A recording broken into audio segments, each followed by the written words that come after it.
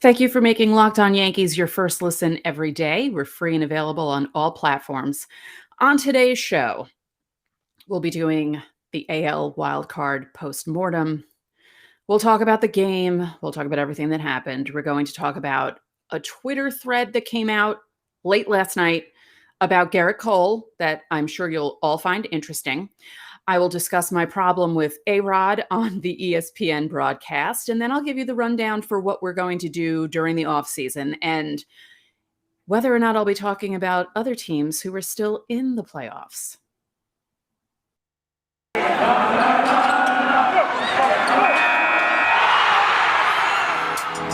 You are Locked On Yankees, your daily New York Yankees podcast. Part of the Locked On Podcast Network, your team every day.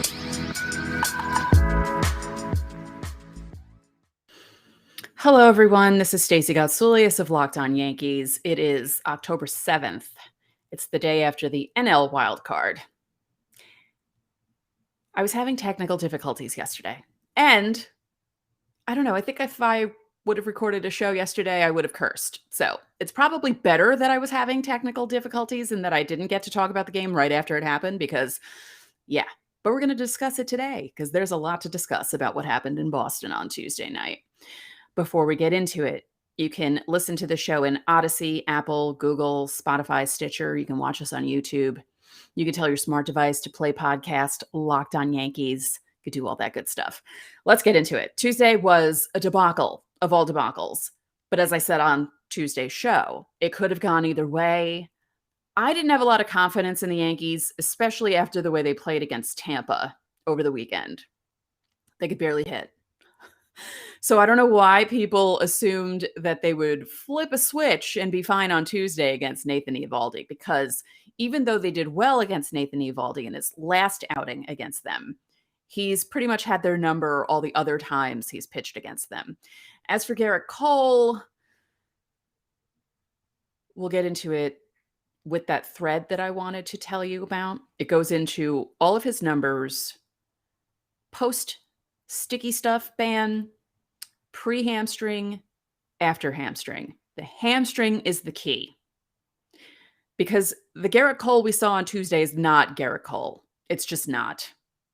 He's having issues throwing certain pitches. We'll get into it in a bit. But it was very disappointing because he was all gung-ho about everything on Monday, saying, I wish the game was tonight. And you want that from your ace, but then you want your ace to go out and actually pitch like an ace. And it's not easy for your ace to pitch like an ace when he's obviously nursing an injury or still coming back from an injury. So that did the Yankees in, but not as much as their offense and not as much as Phil Nevin at third base, waving Aaron Judge home on that play. That killed them. That's the play that ended the game. It just did. You felt it. You know you did. I felt it in my gut. As soon as he was nailed at home, I thought to myself, this is it. This is the best that we're getting from them. And even Stanton's last second home run, he finally got a home run after, missing a couple. Oh boy. It just was not the Yankees' night. And to be honest, we're all friends here. Some of you have been watching me for a really long time. You follow me on Twitter. By the way, I apologize for how I was acting on Twitter on Tuesday night. I was just very annoyed by how the Yankees were playing. I'm actually relieved that I'm going to have a non-stressful October. I'm relieved that I get to watch other teams' fans flip out because I feel like this team wouldn't have gotten far in October anyway. I didn't expect them to get knocked out in the first game, but they weren't built for a long run. You know what they were built for? They were built for doing really well the first two series, right? Could you have pictured it? How the Yankees have been so streaky, where they'd win the AL wild card. They'd shock the Rays in the division series. They'd play someone like I feel like the Astros are going to beat the White Sox. I would prefer the White Sox to win. That would be pretty cool for them because who wants to see the Astros again? I'm sick of seeing the Astros and the Rays in the World Series, and same thing with the Red Sox. Let's get the White Sox in there. We need new blood. Come on. Anyway, but you see the Yankees would steamroll their way through the first two series and then just peter out in the World Series against whoever is coming out of the NL. That's what I was picturing in my head. And I'm not sure if that's more disappointing or losing the way they did in the wild card game. And I'm glad it was a game that was not last second, like Wednesday night's wild card game, which I'll get into later in the show. If I had to sit through the Yankees and Red Sox playing a really close game and then the Red Sox walking off at the last second, that would have been worse than what happened on Tuesday. Tuesday was not fun. It really wasn't. I mean, it was like a slow death.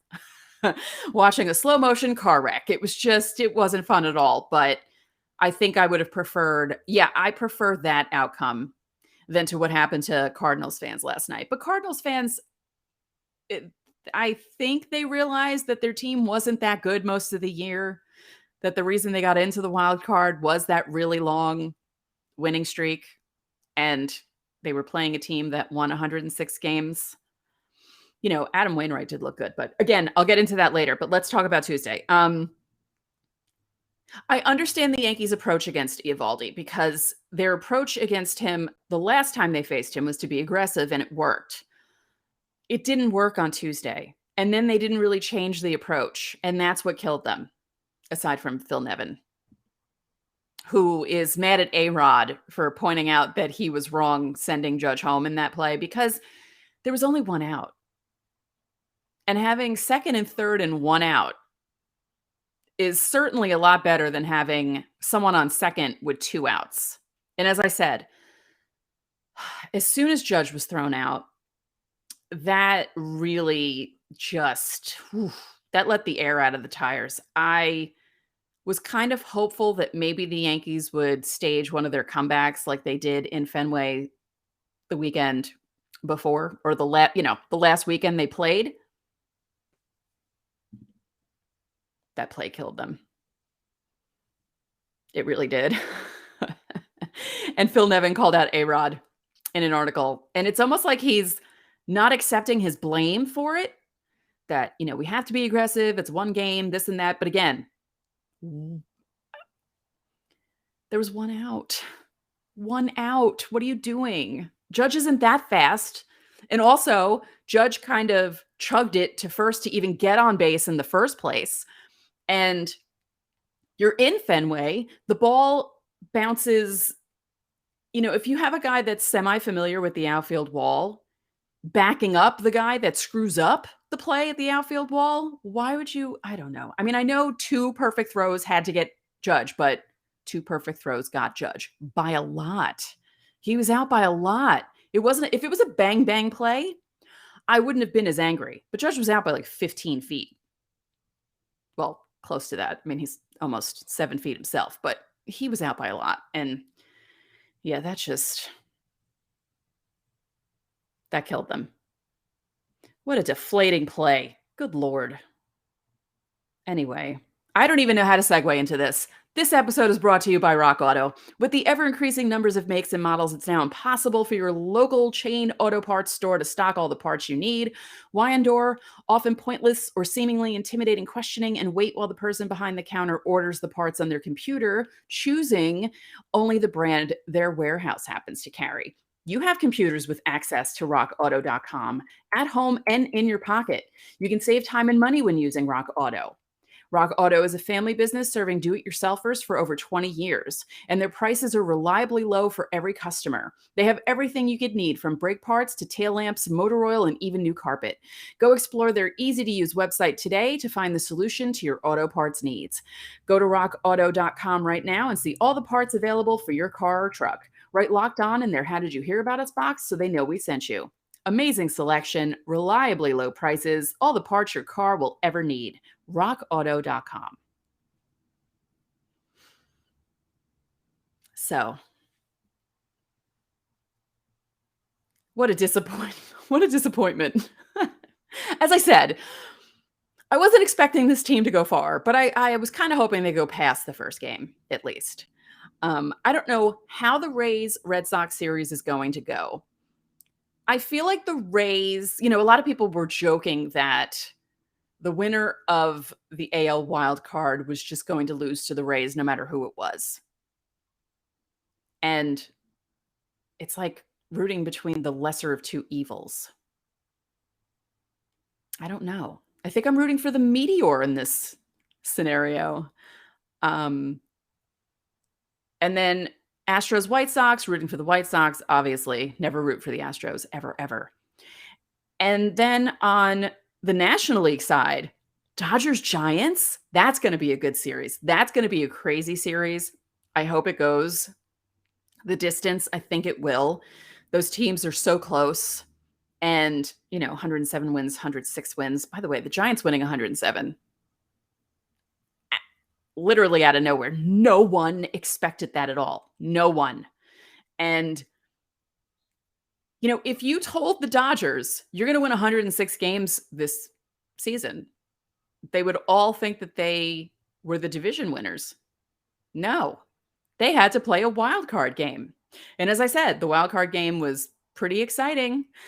St. Louis scored first.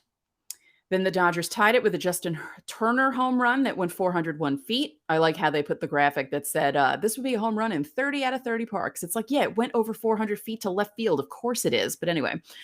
And then Chris Taylor comes in, and I joked that Cody Bellinger was going to get the walk-off because he's had such a horrible season.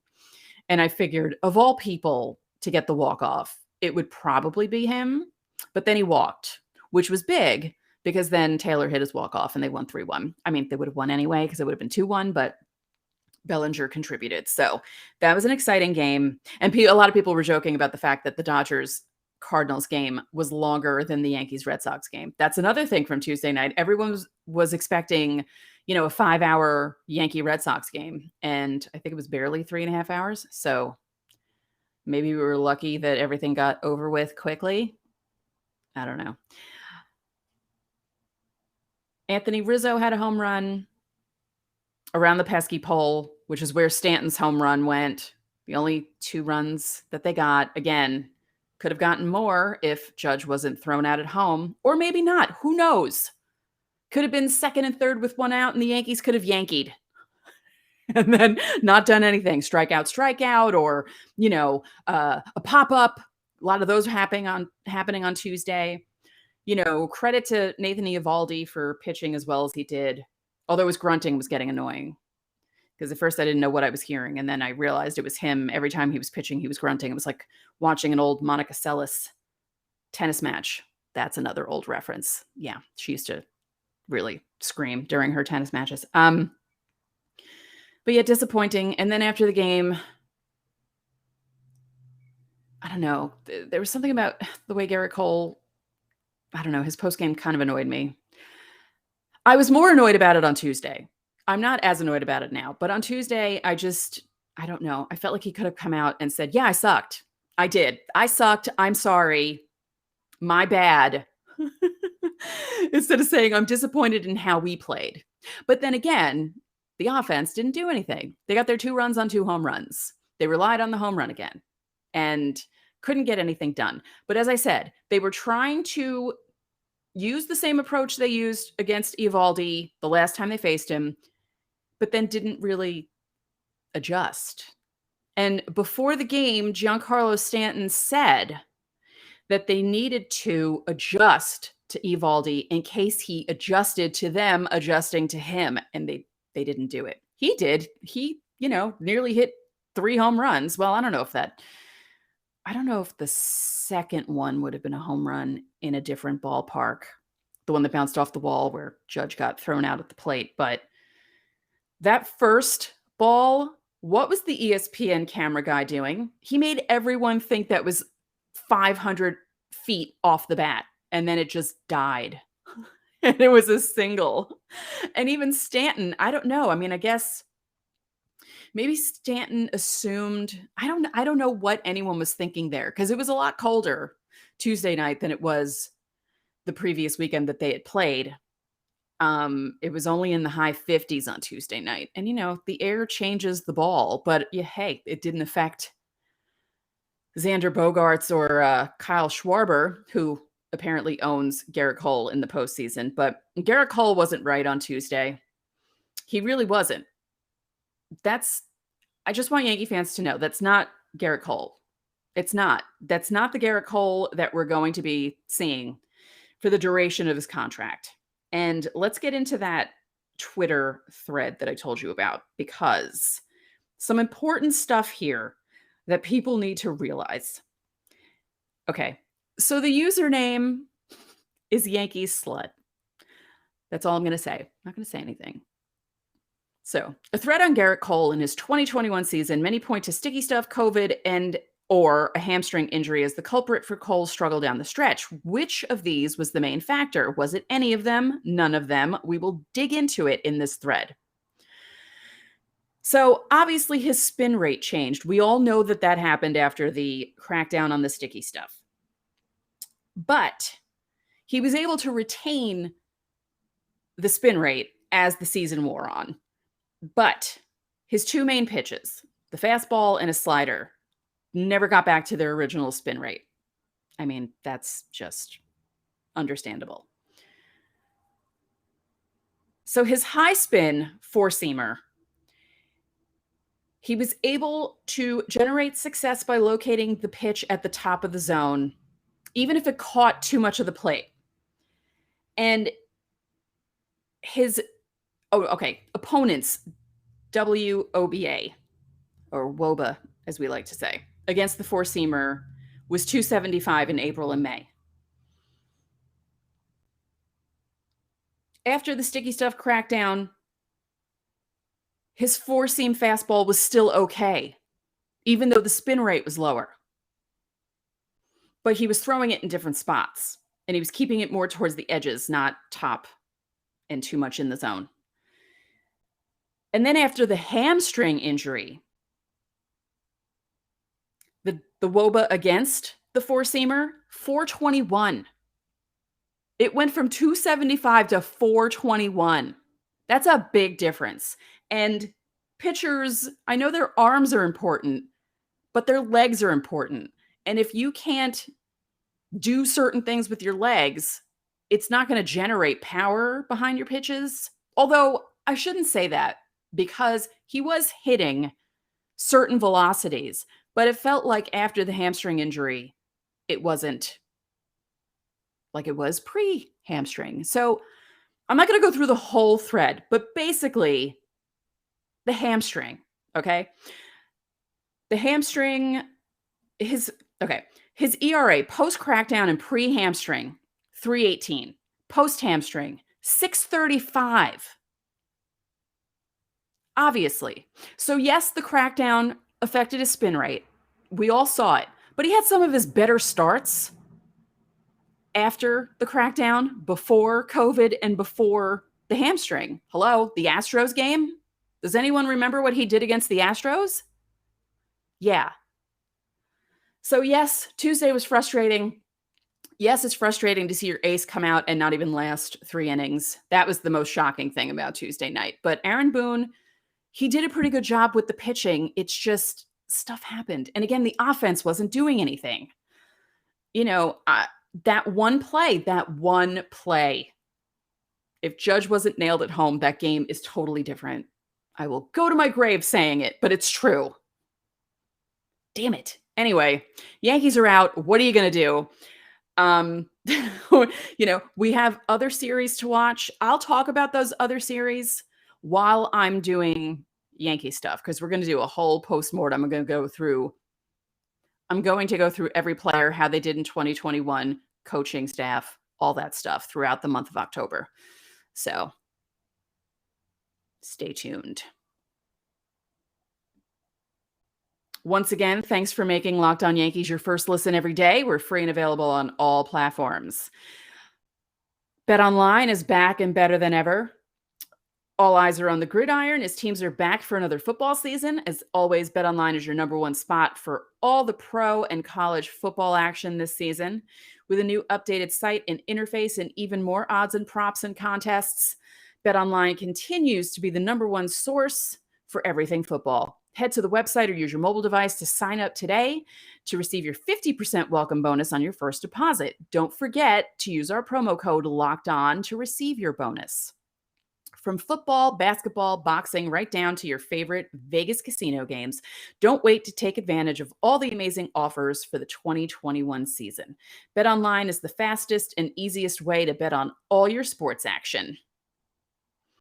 BetOnline, where the game starts. Okay. ESPN had two options on Tuesday for the AL wildcard. You could either listen to Matt Vasgersian and A-Rod, or you could listen to the StatCast nerds, no offense, but that's what they call themselves, on ESPN2. I don't know why. I listened to A-Rod and Vasgersian the whole time. Now, since Tuesday, Vasgersian announced that he's leaving ESPN, or at least Sunday Night Baseball. But I guess that means he's leaving ESPN. He wasn't the main problem with the broadcast. I'm not really a fan of Matt Vasgersian at all. I feel like he yells too much. I don't know if that's my old age, and I don't like people screaming at me. And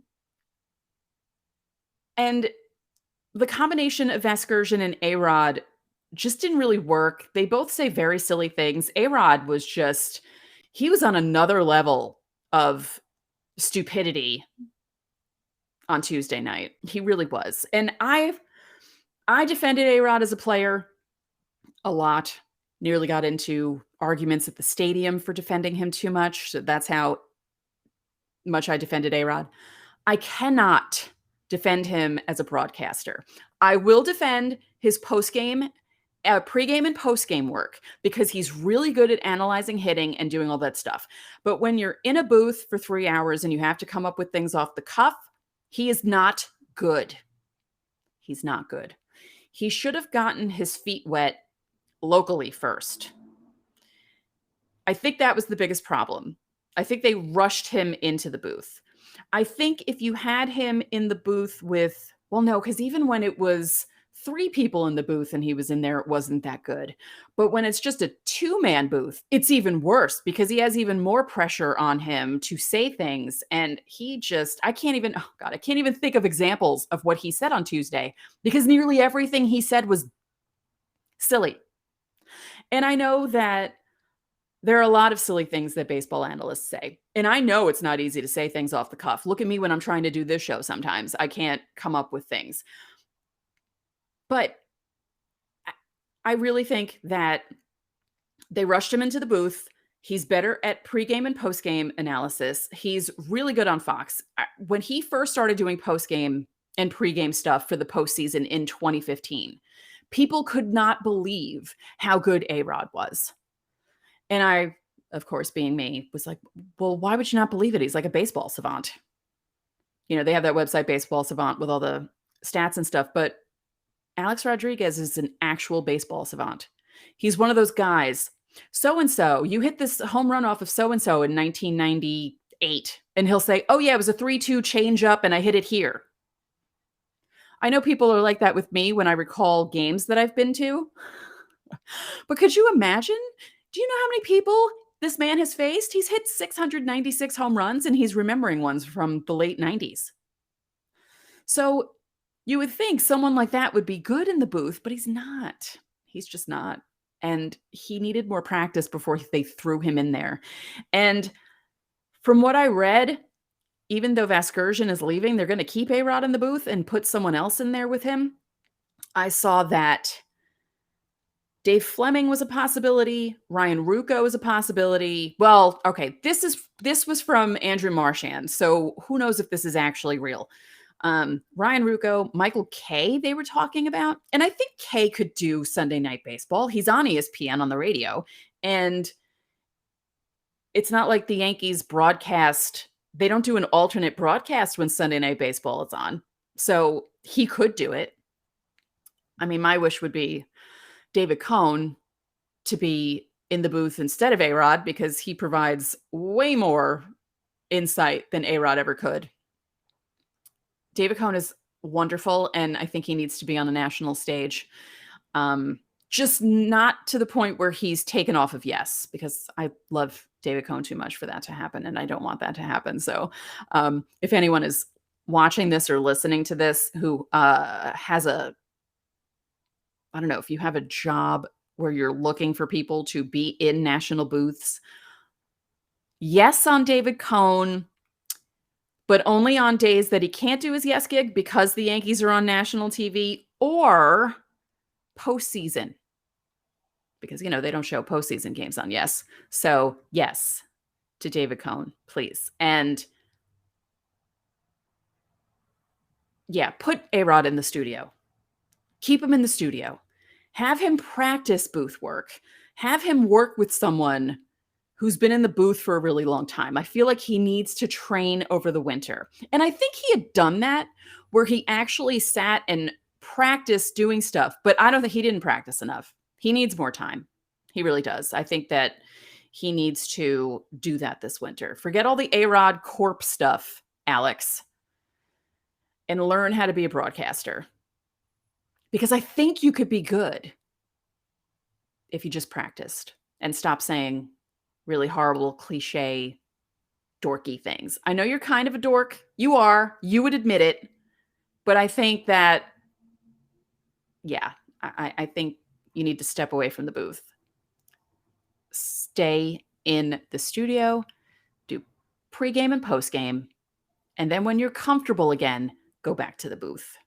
That's all I ask. Okay, so it's October. Yankees aren't in the postseason anymore. So what are we going to do on the show? Well, we're going to do a postmortem for the 2021 season. I'll go through all the players and all the problems and what I think they should do with the coaching staff. Fire Aaron Boone. But they're not going to. You know they're not going to. And then there are some important anniversaries happening this October. It's the 25th anniversary of the Yankees winning their first World Series in a really long time in 1996. And not that this is a good anniversary, but there were some good games. It was 20 years ago when the Yankees went on their exhilarating yet ultimately heartbreaking 2001 run. And I went to some of those games. I will tell stories about some of those games, and we will possibly have other people talking about those games as well. Is that a tease or what? Anyway, so we'll do that. But here we are, October 7th, no more Yankee baseball, womp womp. Kind of depressing, but also kind of a relief because of the way they played this season. You know, it just would have been a mess if they actually made it further into the playoffs. So what are you going to do? Anyway, yeah. So that's it for this episode of Locked On Yankees, which is part of the Locked On Podcast Network, your team every day. I'd like to remind you that you can listen to the show in Odyssey, Apple, Google, Spotify, Stitcher, or anywhere else you get your podcasts. And when you get into your car, you can tell your smart device to play podcast Locked On Bets. Betting on the Yankees and baseball doesn't have to be a guessing game if you listen to the new Locked On Bets podcast, hosted by your boy Q and handicapping expert Lee Sterling. Get daily picks, blowout specials, wrong team favorite picks, and Lee Sterling's lock of the day. Follow the Locked On Bets podcast, brought to you by betonline.ag, wherever you get your podcasts. If you could be so kind, please rate the podcast and spread the word about this podcast to your fellow Yankee fans. We would really appreciate it. Also, subscribe on YouTube. So enjoy your Thursday, and I will talk to you all mañana.